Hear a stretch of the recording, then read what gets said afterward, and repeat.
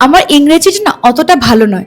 আমি একটু, একটু লিখতে পারি, বুঝতেও পারি ইংরেজিতে কেউ কথা বললে, কিন্তু আমি নিজে কথা বলতে পারি না। তাহলে কি আমার ল পড়া উচিত ম্যাম?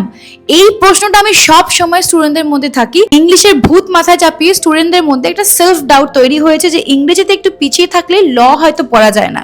এই ধারণাটা কিন্তু একদম ভুল। হতেই পারে তুমি ইংরেজিতে একটু পিছিয়ে রয়েছো, কথা বলতে পারো না বা ভালোভাবে লিখতে পারো না। আর এটাও সত্যি, ল পড়তে আসলে সবই তোমাকে ইংরেজিতে পড়তেও হবে এবং পরীক্ষায় ইংরেজিতে লিখতেও হবে। তাহলে উপায় কি?